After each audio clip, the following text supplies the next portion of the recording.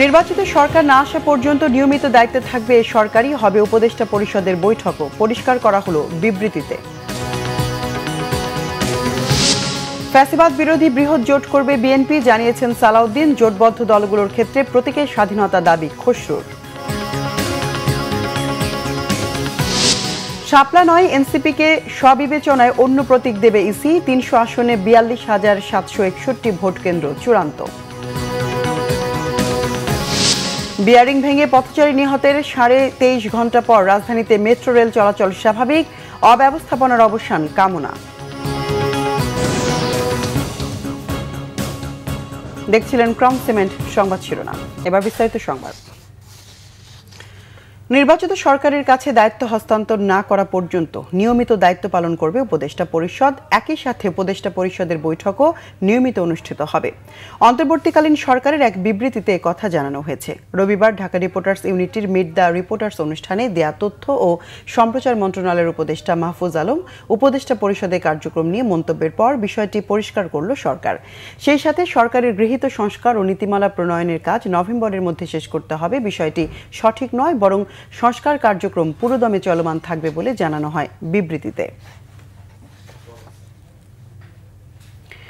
BNP স্থায়ী কমিটির সদস্য সালাউদ্দিন আহমেদ বলেছেন, আসন্ন নির্বাচনকে সামনে রেখে বৃহৎ নির্বাচনী জোটের চিন্তা করছে বিএনপি। ফ্যাসিবাদ বিরোধীদের নিয়ে বৃহৎ ঐক্য করা হবে বলে জানান তিনি। জাতীয়তাবাদী যুবদলের ৪৭তম প্রতিষ্ঠাবার্ষিকী উপলক্ষে বিএনপির প্রতিষ্ঠাতা সাবেক রাষ্ট্রপতি জিয়াউর রহমানের সমাধিতে শ্রদ্ধা নিবেদন শেষে তিনি একথা বলেন। সালাউদ্দিন আহমেদ বলেন, জাতীয় ঐক্য বজায় রাখাই বিএনপির মূল লক্ষ্য। তারুণ্য নির্ভর বাংলাদেশ গড়ে তোলার প্রত্যাশা ব্যক্ত করে বলেন, তরুণ ও যুবকদের রাজনৈতিক ভাবনা নিয়ে এগিয়ে যেতে হবে।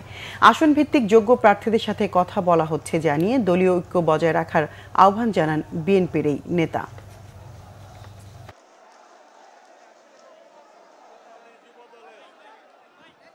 আমরা সমগ্র বাংলাদেশে আসন ভিত্তিক সকল যোগ্য প্রার্থীদের, একাধিক যোগ্য প্রার্থীদের সাথে আমরা কথা বলেছি।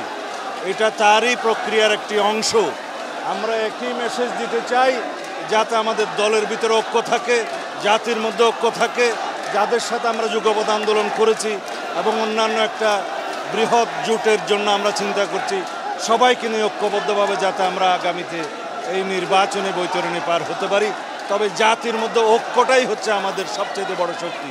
সেই ঐক্য বজায় রাখার জন্য কেউ যাতে বিভেদের পথে না যায়, সেই মেসেজটা আমরা দিচ্ছি। বিএনপি স্থায়ী কমিটির সদস্য আমির খুসরু মাহমুদ চৌধুরী বলেছেন, নির্বাচনে জোটবদ্ধ দলগুলোর ক্ষেত্রে প্রতীকের স্বাধীনতা থাকা উচিত। রাজনৈতিক সংস্কৃতি পরিবর্তন না হলে কোনো সংস্কারই কাজে আসবে না বলে জানান তিনি। সোমবার রাজধানীর গুলশানের একটি হোটেলে ইকোনমিক রিফর্ম সামিটে সাংবাদিকদের প্রশ্নের জবাবে এসব কথা বলেন আমির খুসরু মাহমুদ চৌধুরী। ২০০৬ সালে আওয়ামী লীগের লগি বৈঠার তাণ্ডবের বিষয়ে তিনি বলেন, অন্য দলের সাথে মতপার্থক্য থাকলেও তাদের মতের প্রতি শ্রদ্ধাশীল হতে হবে। রাজনীতিতে এই সংস্কৃতি না থাকলে দেশে স্থিতিশীলতা আসবে না। এর আগে রিফর্ম সেমিনারে তিনি বলেন, আর্থিক খাতকে সংস্কার করতে হলে বাংলাদেশ ব্যাংককে স্বাধীনভাবে চলতে দিতে হবে। বিএনপি ক্ষমতায় গেলে সরকারের হস্তক্ষেপ ছাড়া স্বাধীনভাবে বাংলাদেশ ব্যাংক চলতে দেয়া হবে বলেও জানান তিনি।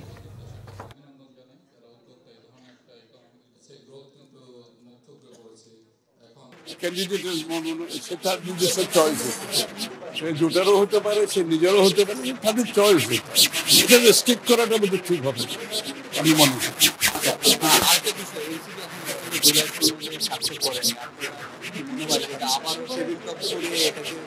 সেটা ওনারা বলতে পারবেন, আমি বলতে পারবো না। কারণ আমরা যে যাই করি, আমরা আমাদের 31 দফা বাস্তবায়ন করবো, এটা আমরা জানি। সেটা ঐক্যমত হলেও আমরা বাস্তবায়ন করবো, না হলেও করবো। আমরা যে জনগণের কাছে ওয়াদা দিয়েছি 31 দফা সংস্কার বাস্তবায়নের বিষয়টা, আমরা সেটা পরিপূর্ণভাবে পালন করবো। সেটা ঐক্যমত হলেও করবো, না হলেও করবো। আগামী জাতীয় সংসদ নির্বাচন উপলক্ষে আজ ঢাকা, রাজশাহী, খুলনা, বরিশাল ও সিলেট বিভাগের মনোনয়ন প্রত্যাশীদের সাথে কথা বলবেন বিএনপির ভারপ্রাপ্ত চেয়ারম্যান তারেক রহমান। গুলশানে বিএনপি চেয়ারপারসনের রাজনৈতিক কার্যালয়ে বিকেল ৫টায় লন্ডন থেকে ভার্চুয়ালি যোগ দিয়ে মনোনয়ন প্রত্যাশীদের সাথে কথা বলবেন। এদিকে খুলনা বিভাগের নেতারা বলছেন, দল যাকে মনোনয়ন দেবে তাকে বিজয়ী করতে ঐক্য ধরে রেখে সবাইকে একসাথে কাজ করার বার্তা দেবেন তারেক রহমান। মনোনয়ন প্রত্যাশীরা এমন তথ্য দিয়ে জানান, ফেব্রুয়ারির নির্বাচনে খুলনা বিভাগের অধিকাংশ আসনে ধানের শীষ প্রতীক জয়লাভ করবে। খুলনা বিভাগের শতাধিক মনোনয়ন প্রত্যাশী ডাক পেয়েছেন গুলশানের কার্যালয়ের ভার্চুয়াল বৈঠকে।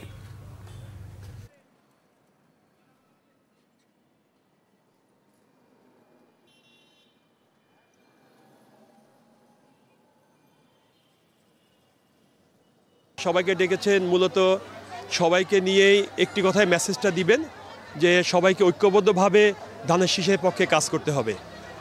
পার্টির কেন্দ্রীয় পর্যায় থেকে যাকে নমিনেশন দেওয়া হোক না কেন সবাই যাতে একসাথে কাজ করতে পারে, সবাই যাতে একসাথে আগামী দিনে বিএনপির নীতি আদর্শ এবং 31 দফাকে এগিয়ে নিতে পারে সেই ব্যাপারে তাদেরকে ওই অনুষ্ঠানে ব্রিফিং করা হবে।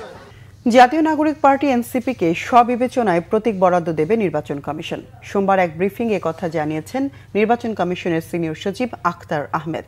ব্রিফিংয়ে ইসি সচিব বলেন, আইনিভাবে তফসিলে না থাকার কারণে এনসিপিকে আপাতত শাপলা প্রতীক দিতে পারছে না ইসি।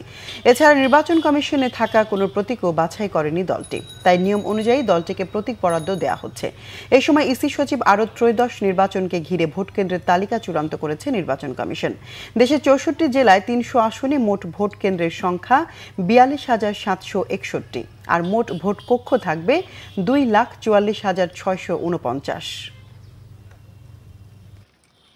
বিএনপির রাজনৈতিক দলের থেকে এসে রাজনৈতিক প্রতীকের জোটবদ্ধ এটা কমিশন সিদ্ধান্ত নেবেন এ ব্যাপারে কি করবেন না করবেন। তবে প্রাথমিকভাবে বলা যেতে পারে যে এটা উপদেষ্টা পরিষদের থেকে যেটা অনুমোদিত হয়ে গেছে এটা আইন মন্ত্রণালয়ের কাছে প্রাথমিকভাবে আছে। এখন বাকিটা কমিশন চিন্তা করবেন যে এটা কি করা যেতে পারে।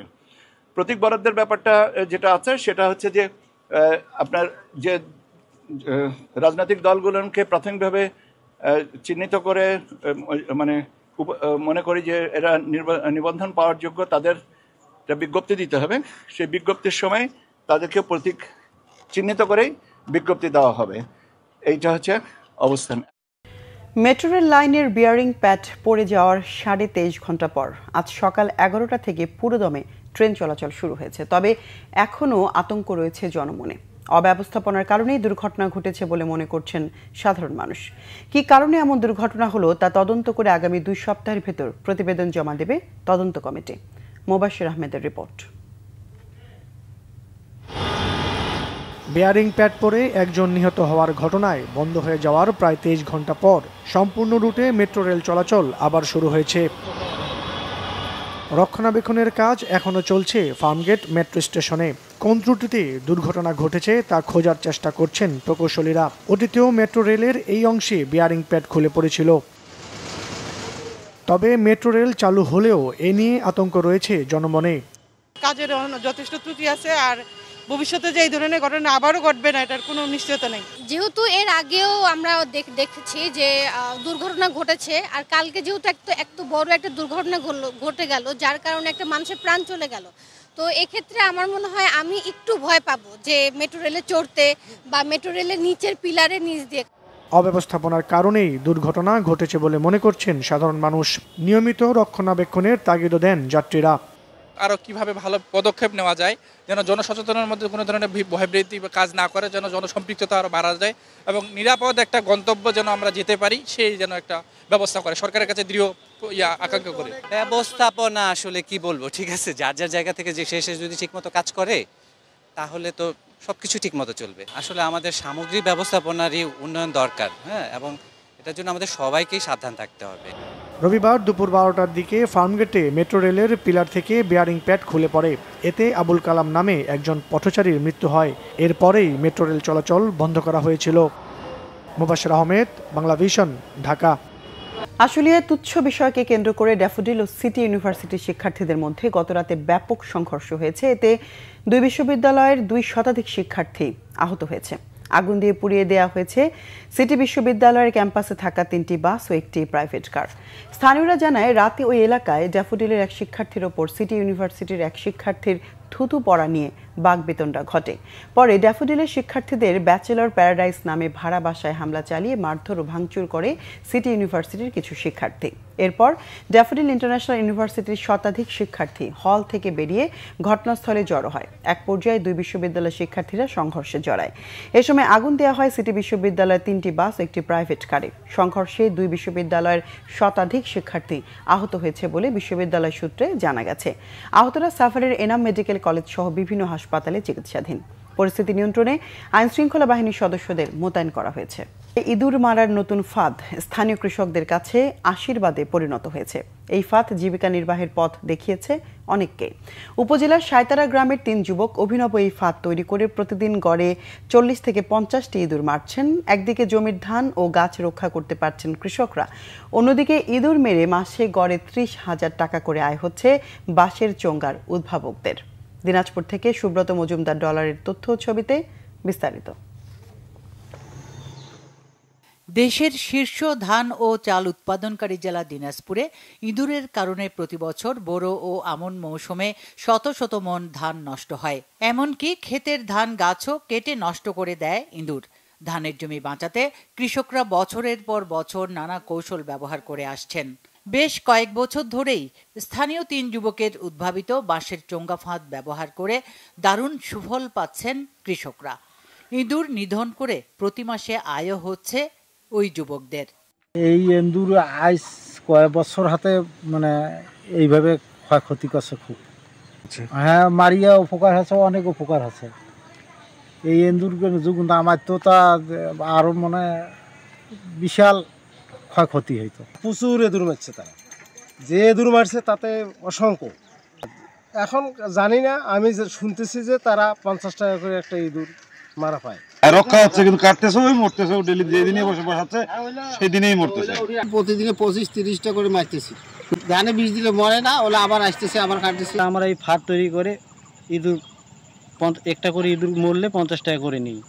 বাঁশের ফাঁদ ধান ঢুকি দিয়ে আমরা জমিতে বসাই, বিকালে বসাই, সকালে আবার সকাল হলে আমরা উঠাই।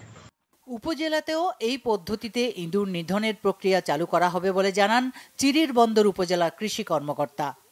ইঁদুরগুলো মারার পরে ওনারা লেজটা সংরক্ষণ করতেছেন, আর এই সিজনটা শেষ হওয়ার পরে তারা এটা আমাদের অফিসে জমা দেন। এই হিসাবে দেখা যায় যে এটা হিসাব এর মাধ্যমে আমরা জানতে পারি যে ওনারা এই সিজনে কি পরিমাণ ইঁদুর ধরছিল। বাঁশের চোঙ্গার ফাঁদের উদ্ভাবক 3 যুবককে মৌসুম শেষে পুরস্কার দেওয়ার সিদ্ধান্ত নিয়েছে কৃষি বিভাগ। Bangla vision news desk. সংবাদ শেষ করব ক্রাউন সিমেন্ট শিরোনামগুলো আরেকবার জানিয়ে। নির্বাচিত সরকার না আসা পর্যন্ত নিয়মিত দায়িত্বে থাকবে এই সরকারই, হবে উপদেষ্টা পরিষদের বৈঠকও পরিষ্কার করা হলো বিবৃতিতে। ফ্যাসিবাদ বিরোধী বৃহৎ জোট করবে বিএনপি, জানিয়েছেন সালাউদ্দিন। জোটবদ্ধ দলগুলোর ক্ষেত্রে প্রতীকের স্বাধীনতা দাবি খসরু। শাপলা নয়, এনসিপিকে স্ববিবেচনায় অন্য প্রতীক দেবে ইসি। 300 আসনে 42,761 ভোট কেন্দ্র চূড়ান্ত। বিয়ারিং ভেঙে পথচারী নিহতের 23.5 ঘন্টা পর রাজধানীতে মেট্রো রেল চলাচল স্বাভাবিক, অব্যবস্থাপনার অবসান কামনা।